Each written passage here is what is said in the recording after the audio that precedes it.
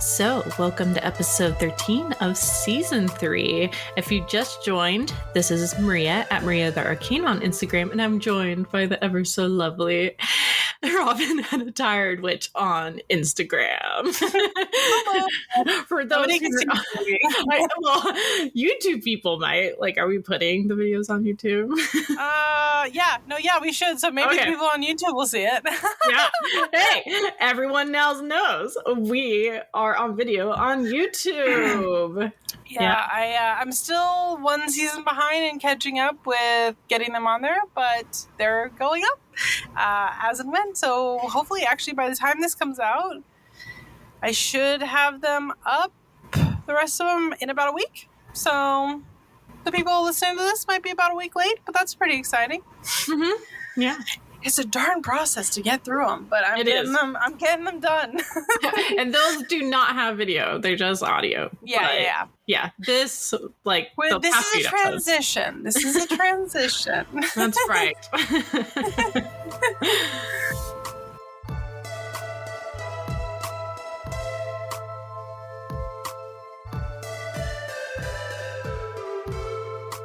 I just realized before we get into the lunar phase that's coming up that I should make mention. I've already told Maria that I may have given myself anaphylactic shock.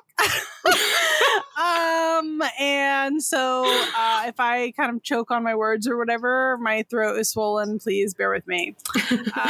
That being said... One minute. Do you want to tell them the amazing and delicious thing that you are... guys, possibly allergic to? Guess what, guys? Turns out, allergic to cinnamon in high doses. Quantities, I guess, is a better term.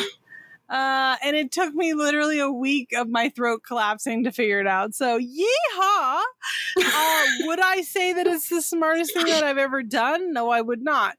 Would I say that I'm still very beautiful, sexy, and wonderful? Yes, I would. So, it's fine. And you look so glowy and so supple from the, from the cinnamon swollenness. I would say it's because of all the allergies.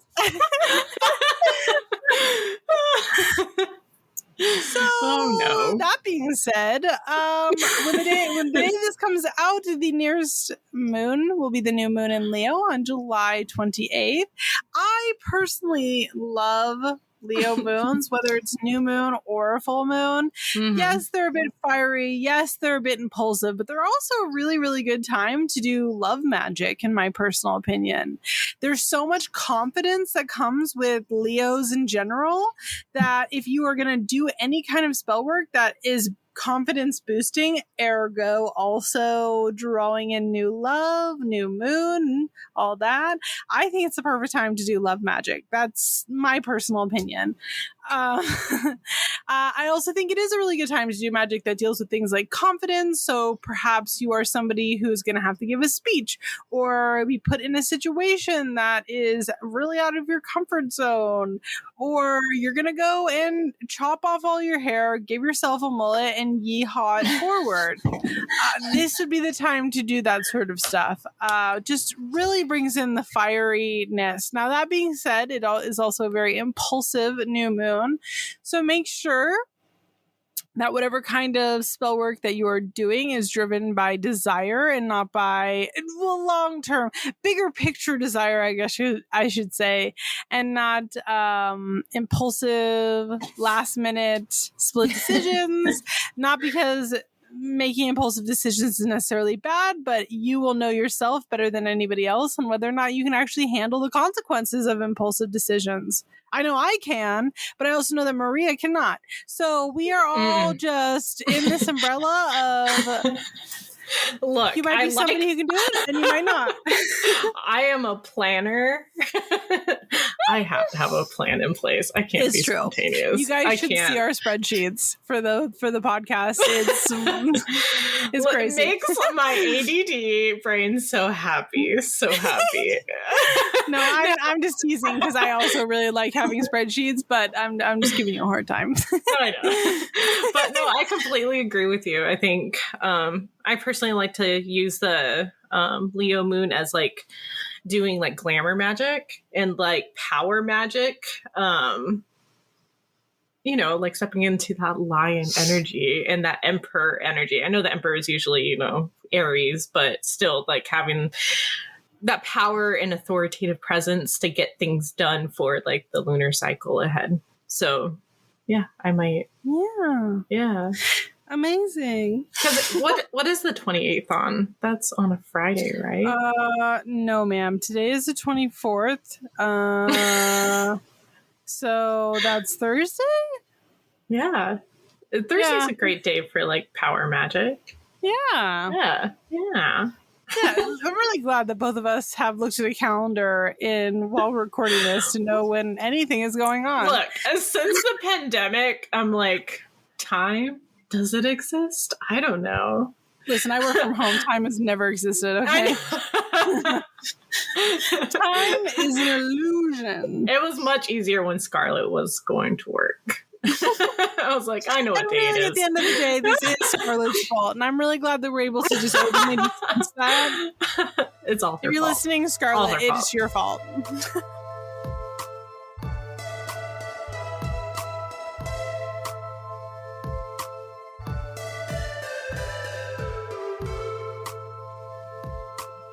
So, as always, if you just started listening to us every podcast, we talk about a tarot card. We go over the meaning and then our own interpretations. And it's just because hearing other people's opinions helps beginners form their own, or even those who've been practicing for a while expand their views on other meanings. So this week, we're going to talk about the Six of Wands. Yes. On the Rider-Waite-Smith version of this card, you will see what looks like a scene of like someone being celebrated. The figure is on a horse wearing a crown of laurel, and their staff is also decorated with like a similar crown, both of which representing success. The figure and the horse are both like dressed up in a celebratory way, and they aren't celebrating alone though. Like these figures, the figures around them are like they're all holding up their own wands, and it gives the impression to me like a parade of sorts. Like this person is obviously, being celebrated. But the universal keywords to this card are success, honor, recognition, and a moment of glory. So when this card comes up for readings, for me, it shows like reaching a milestone on our life path, and that we have something worth celebrating. We have achieved a level of success it isn't just being seen by us, but by others. And the success will actually give us more opportunities to further success. And people may even want to, I don't want to say necessarily like piggyback off that success, but use it in a way that will benefit them as well. Like, let's say, someone's like, oh, I see you take amazing photos. Will you take amazing photos for my company? Like that sort of thing. I say enjoy the success, definitely, and celebrate yourself, but life does tend to ebb and flow. It is important, I think, in this context to bring up the next card after this, which is the Seven of Wands. Those new opportunities and the thrill of success are amazing, but keeping up with that can lead to burnout and even feeling overwhelmed, especially if you're like pushing yourself to do too much with these new amazing opportunities, or just more and more opportunities keep getting thrust at you, which is amazing, but it can get overwhelming. And it can also possibly lead to others wanting to take away that success out of like jealousy. So don't get too comfortable, gloaty, or even like overwhelm yourself by trying to push the envelope to try to get more success. Take things slow and remember to try to like stay humble. What can lift you up today can bring you down tomorrow. Okay. Yeah. So how about you? Well, for me, I would say that we are definitely aligned very much so on this card. But mostly I would say with the second half of what you said. Mm-hmm. I think, like we said, this is a great success card. It tells us that you are on the road to victory, like all that, right? Mm-hmm. But you haven't actually crossed the finish line yet. And so while you are set to win, you still have full autonomy in your life and in your path, and that you can do just crazy stuff and fuck it up, to be perfectly frank. And so I think, like you said, not to get too comfortable is such a good thing. I think it's a great card to see. It tells us that we're on this great direction, but it reminds us to remain humble until we do cross that finish line. And so, yeah, I really like this card. I think it's so positive, but it is a good reminder. Like, you're doing great, but don't fuck it up. Yeah, definitely. And as like, I definitely agree with what you said about, you know, it's not the finish line. Like, even the wands in general, like the 10 is not a finished card. Like, it's the continuation of growth and how you're going to have to keep pushing yourself for more growth in the future. It's just one of those things that doesn't have a conclusion. So, yeah, I definitely agree. Yep.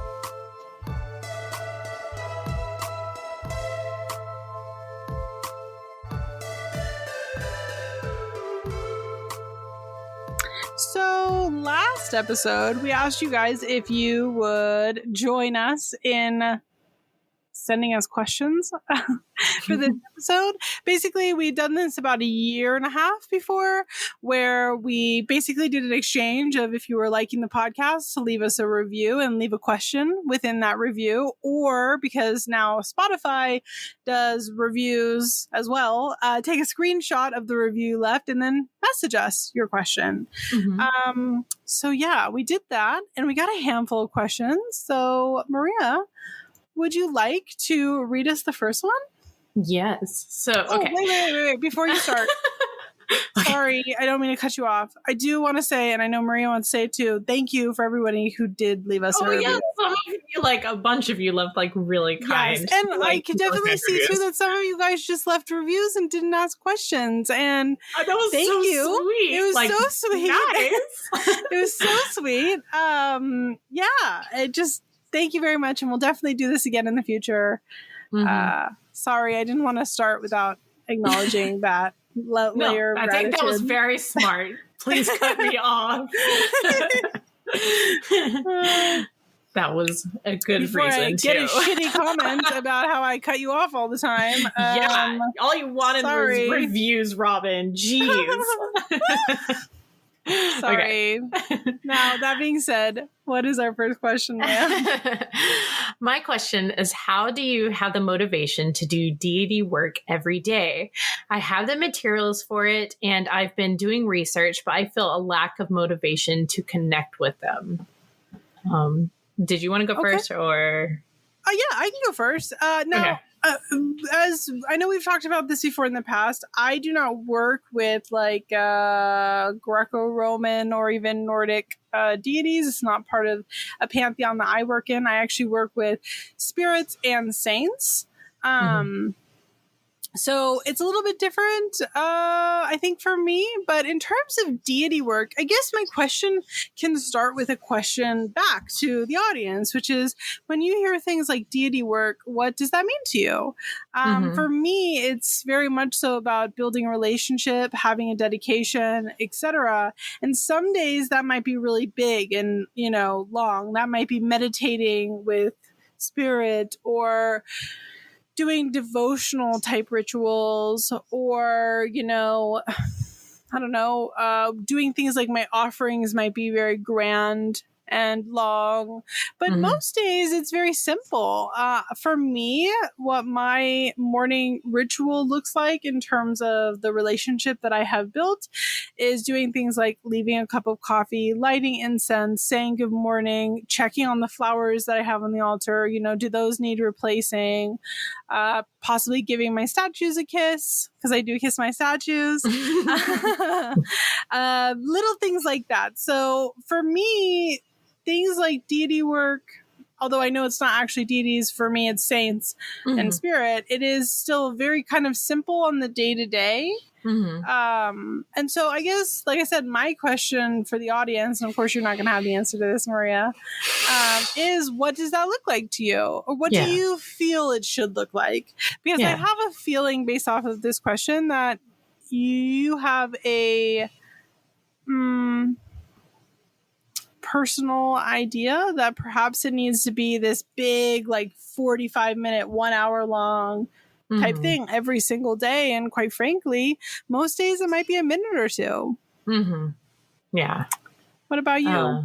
So first, like, I have a couple of things, but first, if you aren't connecting with deities and you feel like you have to do it just because you're a witch, you don't have to do it. If you're not connecting with deities, you do not have to work with deities. You could do like Robin, who works with spirits and saints and stuff like that.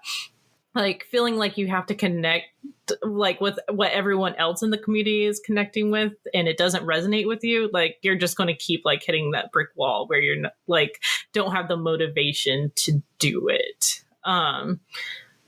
But if you still like, no, I do want to connect with them and stuff like that, I definitely agree with Robin by doing something small. Like, I think, like, you know, other religions like put on this air of like, you know, you have to give your wages and stuff to deity. You have to, you know, give a load of time to deity and stuff like that. But I think it's different for every single person. Mm-hmm. And like every morning, like I light a candle for Hecate and then I light another candle for Persephone. And I like say a little thing to them personally, like thanking them for everything that they do, or if I need help with something, like it's just like a quick morning prayer.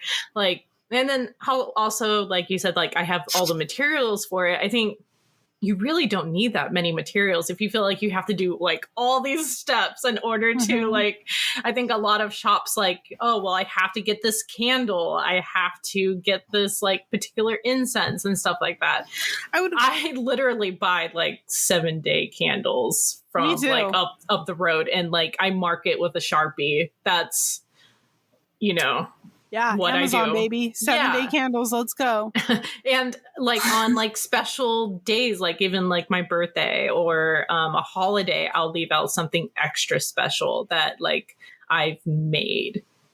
But feeling like you have to go above and beyond, of course, you're going to have like that lack of motivation to, you know, I think that's like, you know, doing the bigger rituals, like thinking you have to do any big ritual every single day within your practice would be so overwhelming and lead to burnout.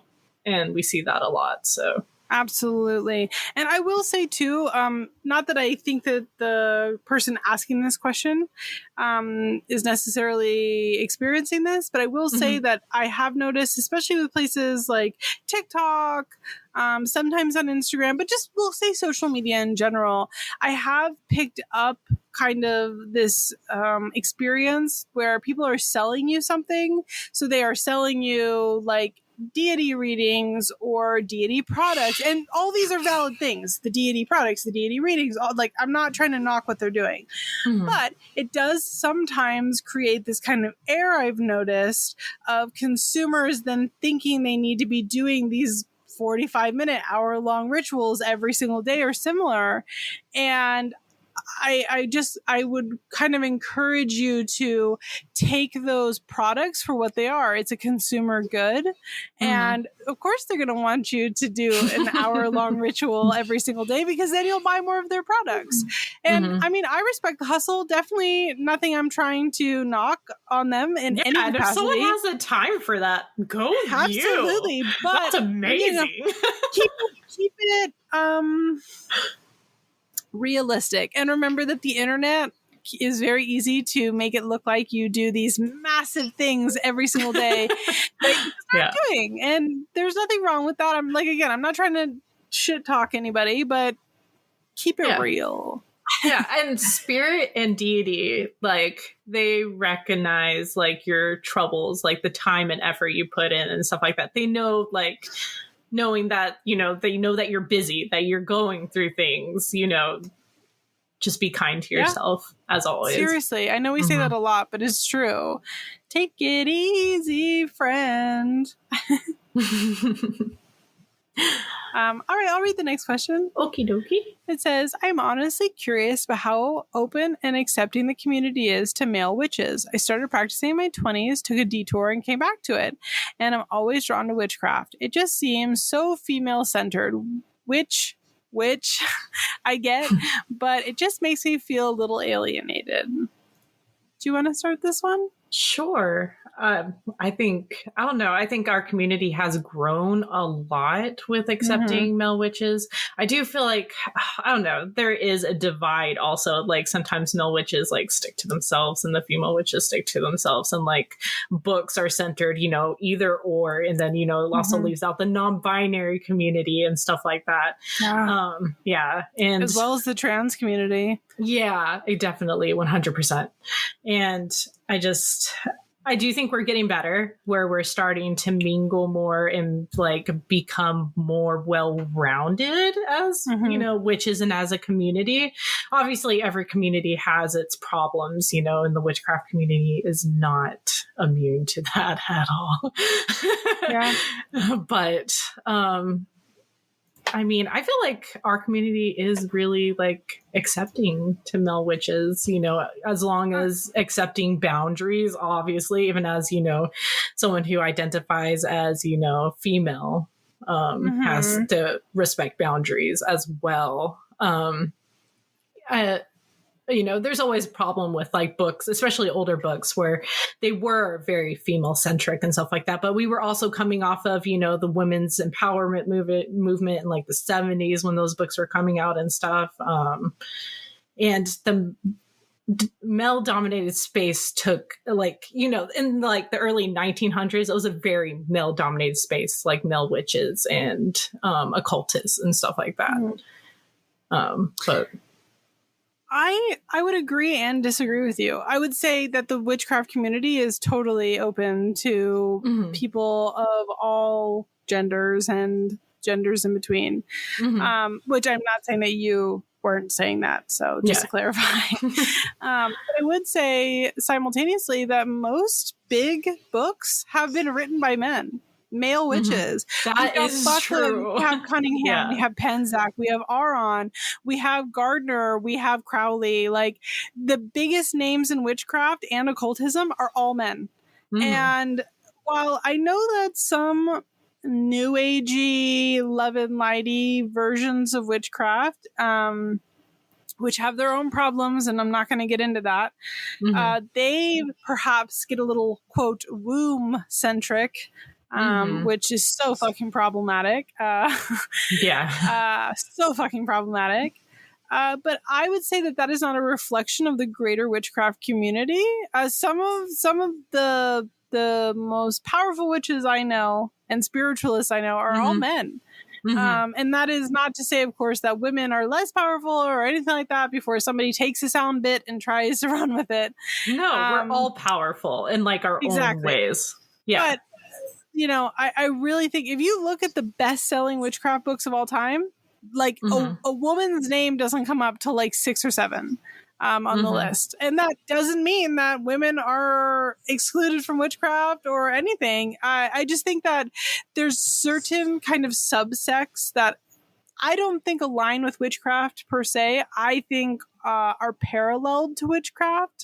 So, you know what I mean? They're like twins, if you will, where they both look very similar on the outside, but they're very different on the inside. And I think that that kind of new age-y spiritualism, it's not my thing. I'm not saying it's not valid. It's just not my thing.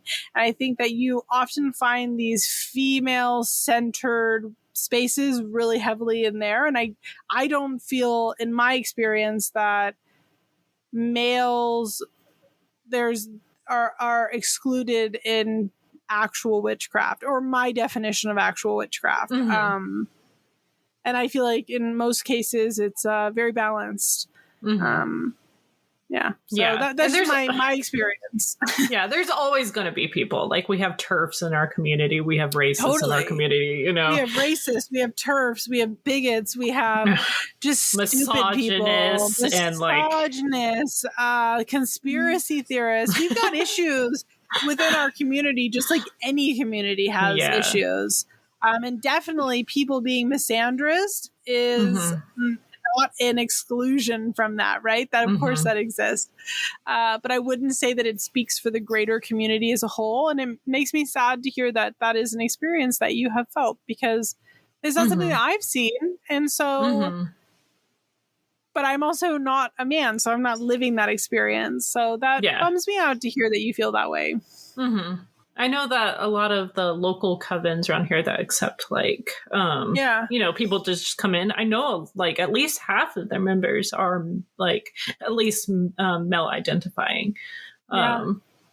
So that's been about my experience too. Any kind of pagan festival I've been to, witchcraft festival, any kind really of well group mixed. ritual, it's been pretty well mixed, and so that stinks to hear that they're going through that. And I hope that you can find, your community, at least even if nearby, that especially reflects books. A little bit closer to that. Books, especially, Yeah, there's a lot of great books that have come out that are very well-rounded and open about that stuff. And obviously it'll take some digging and stuff like that. And we don't know what your path looks like or we'd be able to recommend, but definitely keep an eye out. There's amazing books coming out like almost every single day. So yeah. And that have come out that are incredible too. So I say just keep looking. And I would also say to take in a note that social media perhaps gives the impression that it is very female centered. I will say on social media, it is dominated by women, or at least women identifying.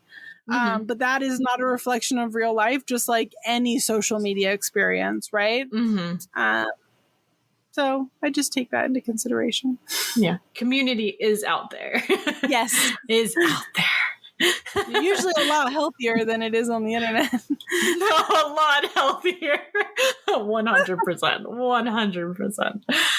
Okay. You ready for the next question? Yes, I am. Okay. Hi, you have a great podcast. Love listening in. Well, thank you. What are your thoughts on sigils? Do you both use them? Think they are effective? Also, what method do you use to create them? Thank you. Do you want me to go first? Yeah, we'll just go back and forth. Who asked the question? Go ahead. I use sigils all the time. I primarily use sigils when I am doing any kind of candle work. That's just my preferred. I also like doing stitching sigils into clothing or on a fabric that I patch. I heard. Are we good? Yeah. Okay. So someone in our Discord was like, they use iron-on patches. Like they draw the sigil and then iron it on. Isn't it so wild? I never thought of that. Genius. Wow. Okay, I'm sorry for cutting off. I missed that. That's fucking genius. ADD brain, it would have been gone. I embroidered them in. Or I have done. Maybe I was still ironing them in. But I will stitch them into clothing. The freaking iron-on, that's so genius. Especially if you have like Procreate or something like that where you can draw it and then that's genius. That's literally genius. I don't know who said that in the Discord. I'm going to need you to show me and I'm going to kiss them on the mouth consensually. Anyway, so yeah, I do, because you do things like putting it into clothing, right? That's kind of not rare. I wouldn't say rare, but like how often, like you don't need to retop up your stitching. So like how often are you buying like a winter coat, right? Like not that often.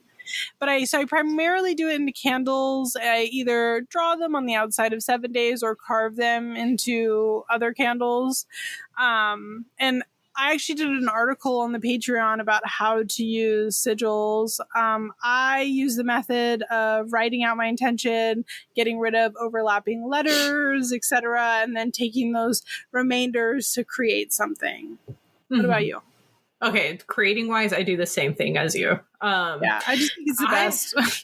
I love sigils. Like I use them all the time. I literally have a notebook that I keep in my purse at all times with a Sharpie, and it's just on the go. Like if I need a quick spell, that's what I do while on the go, or I do a word of power.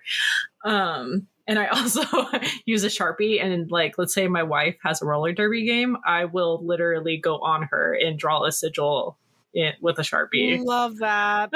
And be like, protection. You will not end up in the hospital this time. Let me mark you. But I love sigils. I like to make I love how people have like very personal ways of making them, because like some people like they're all like like angular and like symmetrical, but mine like it's all curvy and like I'm more angular 1,000%. I'm like, does this look pretty? Is it pleasing to my eye? Well, then I like it and I dig it and I'm gonna use it. I like the angles. But yeah, I find they're very effective. Absolutely. Always like before like I do a sigil, let's say that I'm out of the house, I do I think I've mentioned before that I envision like casting a circle or like, you know, getting in the right headspace for the spell. Like I'll go to the bathroom or something if like it's a super loud place and like do it real quick. And just like gathering up the necessary energy to power up the sigil. Though I know people just like, they'll just be on the go and then write out a sigil and they are good. But I like the whole, you know, 5 seconds, like chilling out and like putting my energy and intention into something. But, yes. Yeah. I also like, I know that there's like the chaos magic way of doing it where you use the magic squares to do it. Oh yeah. I think they're so complicated. Listen, I don't know if it's like my brain just doesn't work that way, but like I've used the generator. There is a generator for it, a sigil generator that you can use. And I do like how they look because they're so angular, but my brain literally, I don't know if it's like made of worms or what, but I cannot do the magic squares. No, I can't do it. My brain does not function like that. Love how they look. Think it's so cool. Think that they're probably so effective because it's like gate kept by the fact that my brain does not work that way.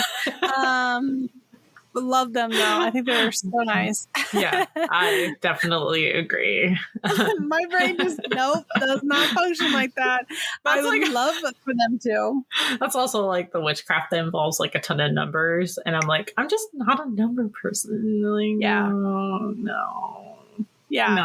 But go, like anyone who could do it, like congratulations. Oh yeah, hell yeah! Anybody who can do that, hell yeah. 12 out of 10 for you. I want to get on your level. Anyways. But I do think that they're super effective. I think that you put a lot of intention in them. I think especially when like the method Maria and I are describing where you're like considering like how does it look? Does this give off the energy visually that I'm trying to put out, as well as like, you know, the actual intention put in, etc. I find them incredibly effective. And I love them. I use them all the time. Yeah, it's like doing those, you know, the more personal the spell, the more like powerful it is. And I feel like that's it because it's putting your personal thing. Like if you're just following something out of a book, I feel you kind of lose that personal thing occasionally. Yeah, I totally agree. So it kind of takes that worry out of it. Yeah. I agree.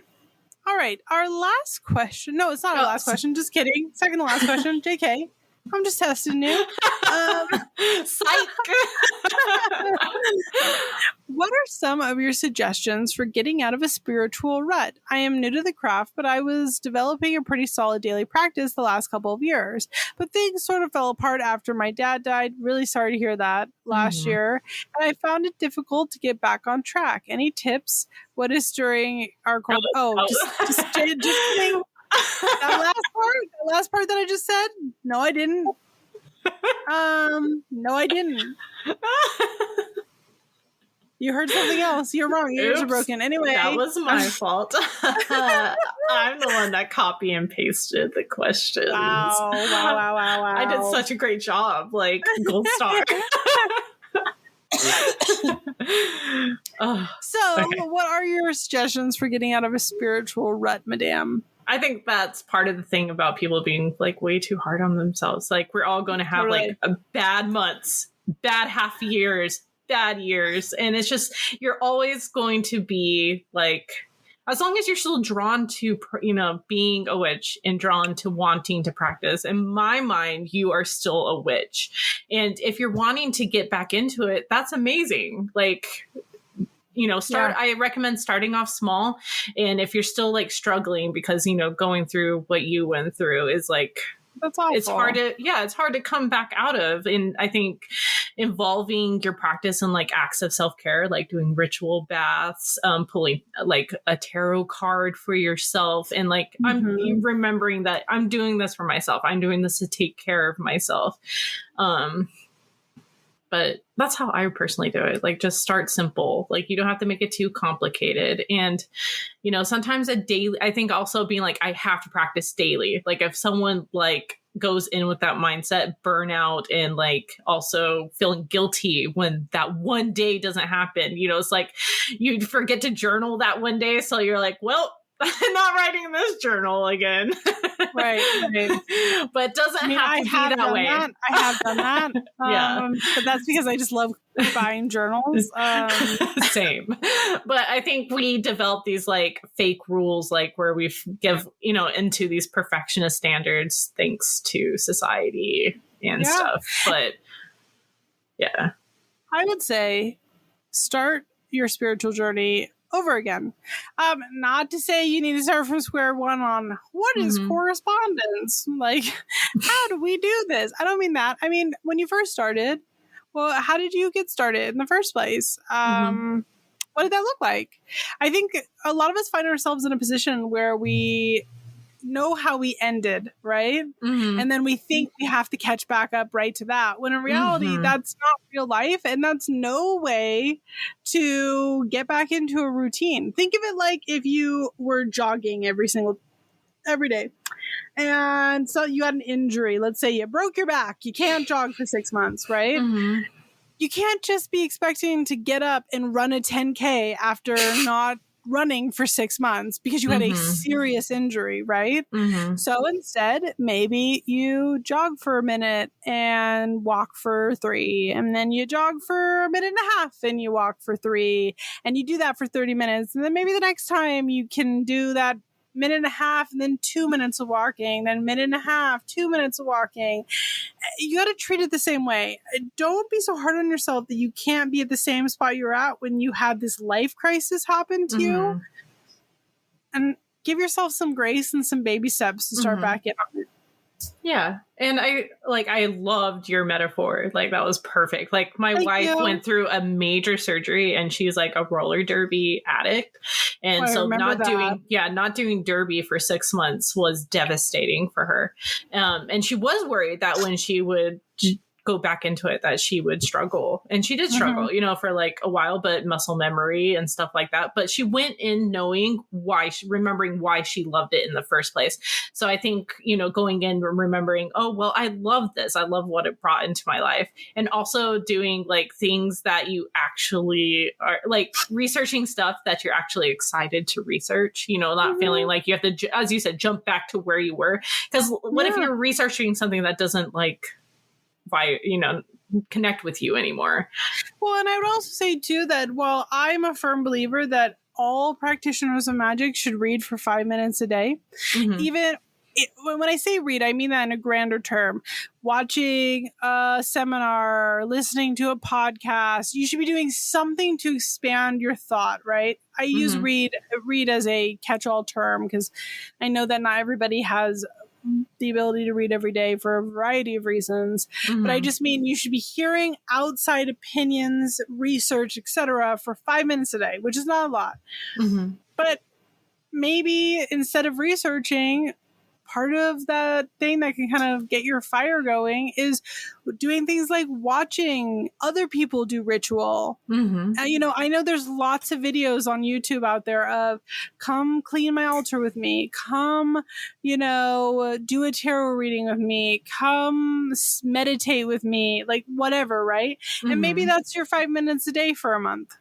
Getting inspiration from other people. Yeah, because sometimes research, that's I think a big catch-all that we have in our community is that research is amazing, but it never replaces lived experiences.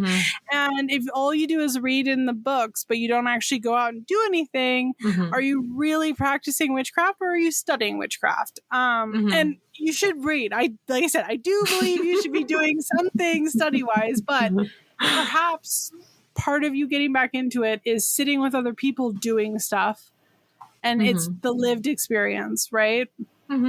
Yeah, I definitely agree. I think, and then maybe seeing if a friend wants to, like, you know, join with you. So you don't exactly have to, you know, join a coven or anything like that, but just have someone to talk with. Like, I don't know. I like, after talking to Robin, like, Robin's all like, put this stuff in like a hornet trap. And I'm like, that's a great idea. I'm going to do that. So yeah, start small. Yeah. All right. What's our last question? Yeah. Okay. So, Robin, how did we start Coffee and Cauldrons? You guys, this is actually a crazy story. Maria is obsessed with me. It's actually really sad. It's actually really sad and pathetic. Like, I was just out here living my best life, vibing, and I was just minding my own business. And Maria was like, start a podcast with me. And I was like, I don't know you. And she held a loaded gun to my head. It was crazy. And here we are 3 years later. If she loves me now. None of that is true. She loves me now. Like, it's fine. I'm being held hostage. Please send help. No, Maria and I started posting on social media around the same time. Actually, within like 2 weeks of each other, right? Yeah. And because we were both kind of new to not witchcraft, but the online community. Yeah.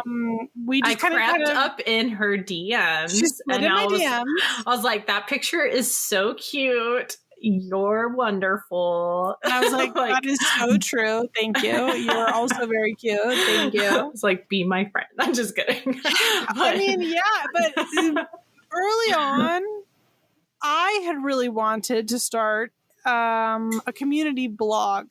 I was going to do I remember I was going to do a community You're going to do community. Yeah. This is like when I first started posting on social media, and I had a kind of an ignorance to social media. Like, I thought we were all going to just be witchy friends and everything was going to be rainbows and sunshine. And because while I'd been in witchcraft communities kind of as a watcher for like 10 years, I hadn't been a really active participant, if that makes sense. And I think it's fair to say about you too, right? Yeah, no, like I was very solitary and away from the community.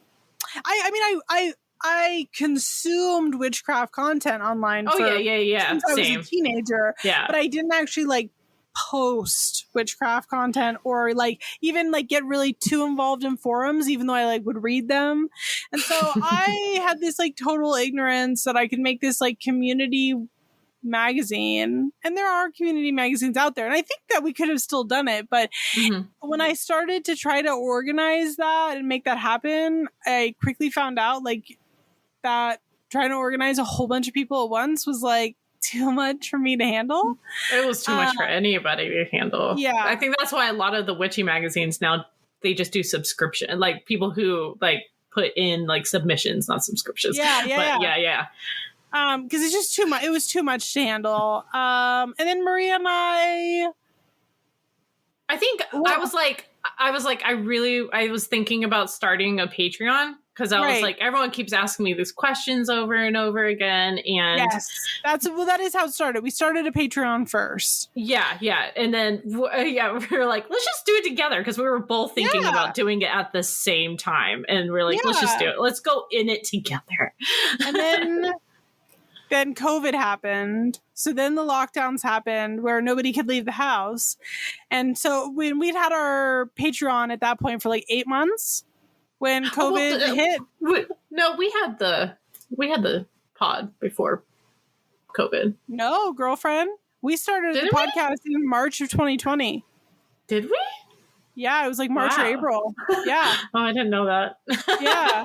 And, I mean, your wife was home from work. I was home as well, because remember my initial move stuff got canceled because of COVID. Maybe we did. And so we were both just home, and I was I was listening to a bunch of podcasts, and Maria was listening to a bunch of podcasts, and I was like, "What if we added a podcast to the Patreon?" And Maria was like, "Sure, why not?" And here we are. No. You're being too nice to me. First, I was like, "Oh my gosh," because when we first started the podcast, I was dealing like with such a bad like brain fatigue and stuff like that. I was like, I don't know, just because of like I'm neurodivergent and I have a chronic illness, and I was just like, I don't know, like, but I'm glad we did it, and I'm glad we did too. I love doing our podcast, but we had the Patreon first for like 8 months before we started the podcast, and I think it's safe to say we started the podcast mostly out of boredom. We just thought it would be fun to add that as an extra layer. And then turns out we really like podcasting. So here we are. Who would have thought? And also I'm being held hostage. Please send help. No. She's just... Don't help her. No. No. Don't let her lie. Don't let her lie. She loves me. She loves me. It's not Stockholm Syndrome at all. It's Stockholm Syndrome. It's fine. And it's fine. She can leave at any time. Oh my god. But yeah, Maria and I have been friends for like 5.5 years at this point. Stop it. I know, that's crazy. Yeah. 6 years. Bananas. 6 years. Has it? I thought I meant 20. I thought it was 29. So that's 5, right? 2019 is when we started the Patreon. But we had known each other for a year and a half before that. Oh. So 2 years before that. Listen, gang, I don't know how to do math. It's been like 5 or 6 years, something like that. We've been friends. Yeah. Wow, I am like, everyone's now going to know I'm not good at math. As if the blue hair wasn't a giveaway. Jesus Christ. It's okay. We won't do math together. I'm very pretty, so it's fine. Yeah, you are. I don't need to be good at math. I've got boobs. Sort of. I'll be the boobs. It's fine. Thanks. Well, that's all of our questions. Yeah, that was fun. Yeah, thank you guys again so much for submitting them, for leaving reviews, etc. Please continue to leave us reviews if you enjoy the podcast. Yeah, it helps us be seen by others. Yeah, it helps us so much. We appreciate it. And we love reading them. We really do. Yeah. Yeah. Especially the funny ones and the sweet ones. Yes.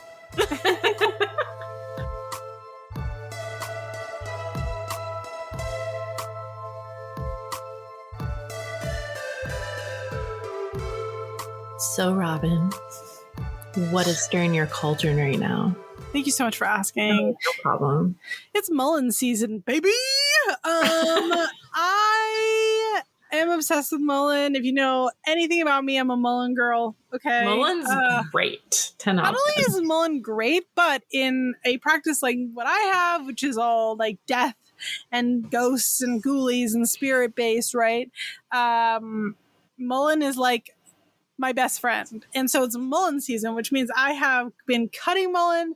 I'm going to be making mullein candles tomorrow. I'm actually working on a tutorial for the Patreon on how to make mullein candles, how to use them, etc., etc., etc. I did a plant study on it because I just started a plant study because I thought your plant study was a really great. And I was like, let's do the same thing, but let's make it dead. So we're doing all death plans for mine, but it's mullein season. So, you know, your girl's got grave dirt replacement. Your girl's got freaking mullein candles coming.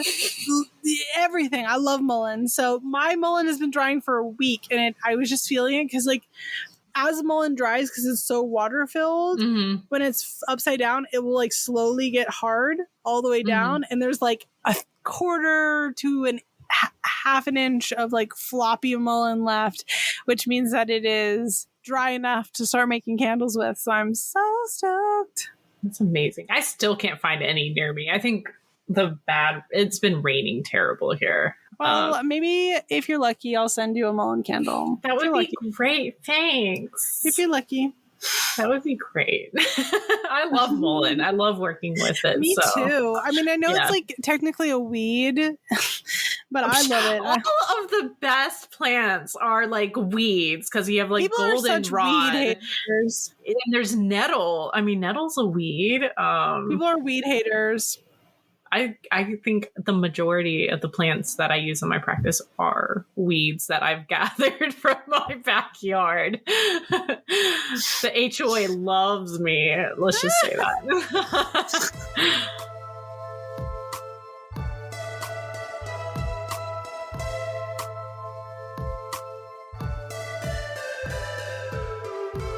So, Maria, what's not stirring your cauldron this week? Well, let me tell you. So I feel like, I don't know. I know that we're coming off a pandemic. A lot of like crazy society, government stuff is happening. But I feel like everything is so much quieter in the community this year. I don't know if that's just me and my side of the community, because I've been quieter this year. Like, at least lately. Like, I've been doing more stuff outside rather than on my phone, but I feel like in general, like the witch community is very quiet. Maybe we're like all just exhausted by social media. I'm burnt out by social media, so I can only imagine that it's at least I want to believe it's a community widespread problem. It's not just me. I mean, a lot of great books have came out this year and are continuing to come out, but I don't feel like it's at the volume as what it has been the past few years. But I know like a lot of book people are still struggling with, supply issues and stuff like that. Yeah. And I don't know, it's just so quiet. Like, I feel, like how the 90s had that whole like witch, like we went through that whole thing where, everyone and their mom was a witch because of practical magic, the craft and stuff like that. And now we're like leaving that season again where it's like falling out of popularity. Like, it's no longer, the hip thing to do. Like, all of a sudden, like, no one's into it as much as what they were. So we're going to see like a lot of people leaving the community. I mean, we have witch season coming up, so obviously there's going to be an influx, but it's definitely not at how it was. And I don't know, it's just a little sad. And I do think the big problem is with social media and how like it was so easy, like when Robin and I first started, to meet new people and to discover new people. And now it's hard. Like, even on TikTok, you'll have the same people showing up on your feed repeatedly because of, even on your For You page. And I don't know, it's just a little sad. I like the whole like building up a community, and I wish we can get that back. But we all have to ebb and flow, and I guess the community does too. But it's a little sad. It is.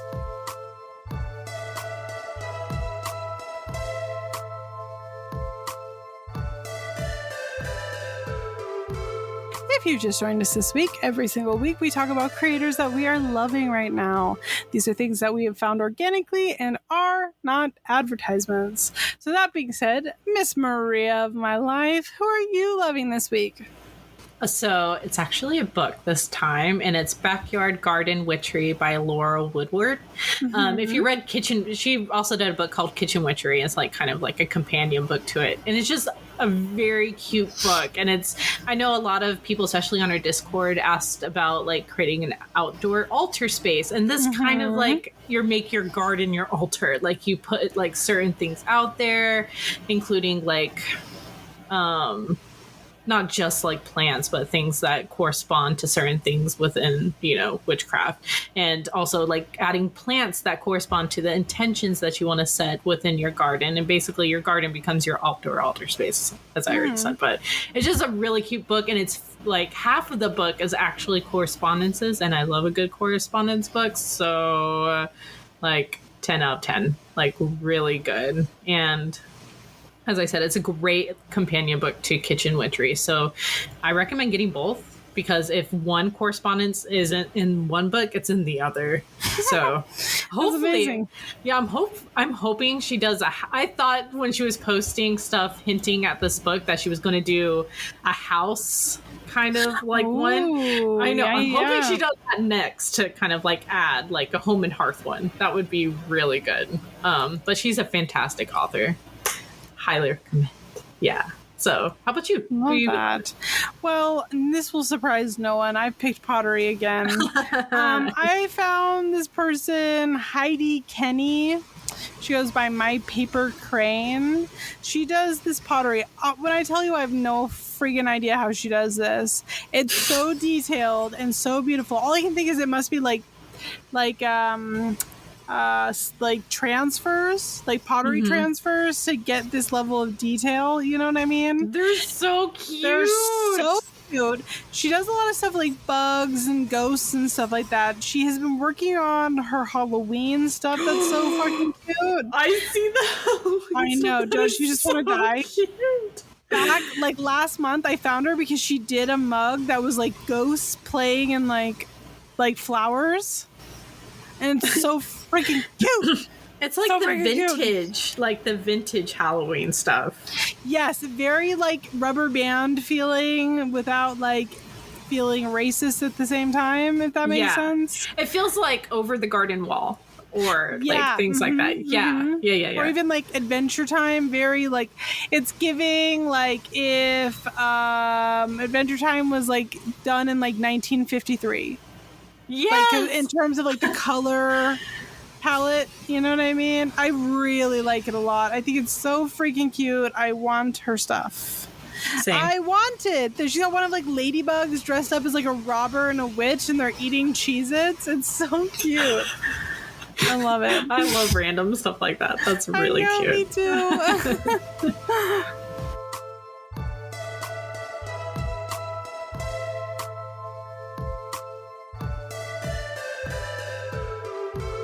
Well, thank you all so much for joining us today. We will hopefully see you again on Friday, August 5th for our 14th episode of Season 3, which we will be having a special guest to discuss things with.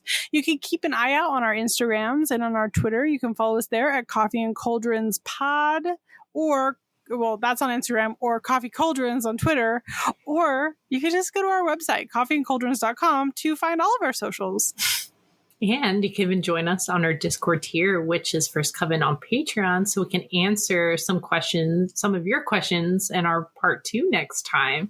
If you've been loving Coffee and Cauldrons, please, please, please take a moment to review us on Apple Podcasts and even Spotify.